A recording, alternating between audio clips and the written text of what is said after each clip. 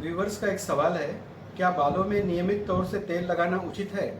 वैसे तो बालों में तेल लगाना एक तेल मॉइस्चराइजर कंडीशनर जैसे काम करता है, लेकिन सबसे पहले आपके बाल किस प्रकार के हैं ये हमें जान लेना जरूरी है। अगर आपके बाल ऑयली है, ड्राई है, नॉर्मल है, उसी के ऊपर हम बालों को तेल लगाना चाहिए नहीं चाहिए ये निर्भर होता है। अगर आपके बाल ड्राई होते हैं तो उन ड्राई और बालों को तेल लगाने की आवश्यकता होती है। उस तेल से उसको कंडीशनर और मॉइस्चराइजर जैसे काम करता है।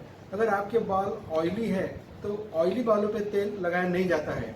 ऑयली बालों पे अगर तेल लगा देते हैं तो उससे बालों में सर के बालों में फुंसियाँ या बाल खराब होने भी लगते हैं। इसलिए आपके बाल किस प्रकार के हैं उसी पे तेल लगाना निर्भर होता है।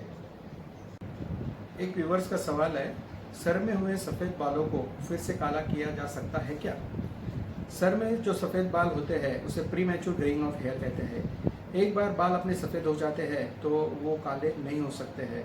इसलिए हमें सर में जो सफ़ेद बाल है उस पर कोई भी प्रकार का chemical, hair dye, hair colour नहीं लगाना चाहिए। वैसे तो premature greying of hair सफ़ेद बाल क्यों होते हैं ये हमें जान लेना जरूरी है। सफ़ेद बाल होने के दो कारण होते हैं, एक तो हेरिडिटरी और दूसरा न्यूट्रिशनल डेफिशिएंसी। कई बार आपके माता पिता के बाल सफ़ेद है तो आपके भी सफ़ेद बाल जल्दी होना चालू हो जाते हैं। और दूसरा न्यूट्रिशनल डेफिशिएंसी, जिसे आपके खान पान में अगर कमतरता है तो उसकी वजह से भी बाल सफ़ेद होने चालू होते हैं। और तीसरा और मुख्य कारण है तान तनाव। कई बार ऐसा देखा जाता है जिन लोगों को ज़्यादा स्ट्रेस है, जिन लोगों को ज़्यादा स्ट्रेसफुल कंडीशंस है, उन लोगों में भी सफ़ेद बाल का प्रमाण ज़्यादा दिखाई देता है। इसलिए अगर कई बार थोड़े 2-4 सफ़ेद बाल होने पर भी अगर आप हेयर डाई, हेयर कलर का इस्तेमाल करते हैं तो जो आपके काले बाल है वो भी सफ़ेद होने लगते हैं। इसलिए सफ़ेद बालों पर ऐसे तो कोई इलाज नहीं है, prevention is better than cure. लेकिन अगर आपके बाल सफ़ेद हो रहे हैं तो वो किस कारण की वजह से हो रहे हैं वो मालूम करके उस पर सही इलाज करना जरूरी है। सफ़ेद बालों के लिए आजकल नए नए इलाज काफ़ी उपलब्ध हो चुके हैं, जिसमें हम लेसर कैप थेरेपी, पुआ थेरेपी और पीआरपी थेरेपी ये देते हैं, जिसमें सफ़ेद जो बाल जड़ से काले नहीं हैं, ऊपर से सफ़ेद है और जड़ काले है, उनको हम काला कर सकते हैं। लेकिन सबसे अहम बात यही है, prevention is better than cure. इसलिए सफ़ेद बालों का कारण जानकर उस पर प्रिकॉशंस और इलाज करना चाहिए। एक व्यूअर का सवाल है, बालों को टूटने से कैसे रोका जा सकता है? जैसे कि हम जानते हैं हेयर फॉल, बालों का टूटना ये आम बात हो चुकी है। सबसे पहले हमें बाल क्यों टूट रहे हैं ये जान लेना जरूरी है।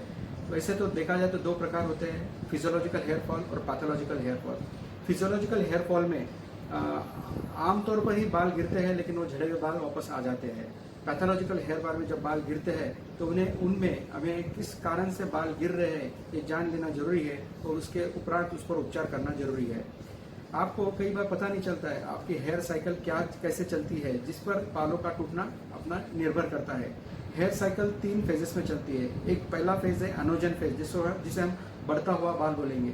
दूसरा फेज है कैटोजन फेज और तीसरा फेज है टेलोजन फेज, इसमें हम गिरता हुआ बाल बोलेंगे। वैसे तो देखा जाए तो 40 से 50 बाल रोज गिरना ये नॉर्मल फिजियोलॉजिकल हेयर फॉल में आता है। और इसके उपरांत अगर बाल ज़्यादा झड़ रहे हैं, आधे अधूरे बाल टूट रहे हैं, तो वो पैथोलॉजिकल हेयर फॉल में आता है। हेयर फॉल के तो ऐसे कई कारण हैं। कई बार ऐसे देखा जाता है जिन लोगों को थायराइड का प्रॉब्लम है उनमें हेयर फॉल का प्रॉब्लम दिखाई देता है। कई लोगों में जिनमें न्यूट्रिशनल डेफिशिएंसी है, हीमोग्लोबिन की कमतरता है, उनमें भी हेयर फॉल का प्रमाण ज़्यादा दिखाई देता है। कई लोगों में जिनमें स्ट्रेस, तान तनाव का प्रमाण ज़्यादा है, उन लोगों में भी हेयर फॉल दिखाई देता है। कई लोग क्रॉनिक बीमारी के बाद जब इम्प्रूव होने लगते हैं तो क्रॉनिक बीमारी की वजह से, उदाहरण के तौर पर टाइफाइड फीवर लो या वायरल फीवर लो, उसकी वजह से भी बाल झड़ना हो सकता है। कई जन बालों पर अलग अलग प्रकार के उपयोग करते हैं, कोई केमिकल लगाते हैं, कोई हेयर ड्रायर लगाते हैं, उसके कारण भी बाल झड़ते हैं। पहले तो हमें बाल किस कारण की वजह से झड़ रहे हैं ये मालूम करके उस पर योग्य तो उपचार करना चाहिए। बालों के उपचार में आजकल कई नए नए ट्रीटमेंट्स उपलब्ध है, जिससे हम बाल झड़ना भी रोक सकते हैं, झड़े हुए बालों को भी ला सकते हैं। सबसे पहले पुआ थेरेपी। पुआ थेरेपी के माध्यम से हम बाल झड़ना रोक के नए बालों को ला सकते हैं। दूसरा है पीआरपी थेरेपी। तीसरा है आई ग्रो लेजर थेरेपी। और कई बार जैसे ऐसे कुछ बाल झड़ गए हैं, वहाँ पे बाल आने की संभावना नहीं है, तो वहाँ पे हेयर ट्रांसप्लांट भी किया जाता है। इस प्रकार बालों के टूटने का कारण जानकर उस पर सही इलाज करना जरूरी है। बालों के आधुनिक ट्रीटमेंट में ऐसे कई ट्रीटमेंट किए जाते हैं जिससे हम झड़े हुए बालों को ला सकते हैं। सबसे पहले बालों का हेयर स्कैनिंग करना चाहिए। हेयर स्कैनिंग के माध्यम से हम बालों में क्या प्रॉब्लम है, बाल क्यों झड़ रहे हैं, बालों का प्रकार कौन सा है, बालों में क्या डिफेक्ट हो चुका है, ये हम जान सकते हैं। और हेयर स्कैनिंग के पश्चात हमें एक बार बालों का अगर डायग्नोसिस हो गया किस कारण की वजह से बाल झड़ रहे हैं, उसके बाद हमें ट्रीटमेंट का प्लान करना पड़ेगा। अगर बाल पैथोलॉजिकल या कोई कारणवश झड़ रहे होंगे तो हमें सबसे पहले कुआ थेरेपी करनी पड़ेगी, जिससे बालों के रूट्स को स्टिमुलेट करके बालों को लाया जाएगा। उसके साथ iGrow laser, light emitting diode laser therapy के द्वारा भी हम बालों को बढ़ा सकते हैं। कई बार बाल अगर ज़्यादा प्रमाण में जा चुके हैं तो PRP therapy, platelet rich plasma therapy भी करना जरूरी है। और कई बार ऐसा होता है कि वहाँ पे बाल आने की संभावना बहुत कम होती है, तो ऐसे वक्त हमें हेयर ट्रांसप्लांटेशन करके भी ट्रीटमेंट करना पड़ेगा। लेकिन कई जनों को ये सर्जिकल ट्रीटमेंट करना पसंद नहीं है या वो नहीं करना चाहते, तो उनके लिए हेयर बॉन्डिंग या हेयर विक्स ये भी ऑप्शन उपलब्ध है। और कई बार हेयर कैमोफ्लेज ये भी ट्रीटमेंट के माध्यम से हम बालों की डेंसिटी बढ़ा सकते हैं।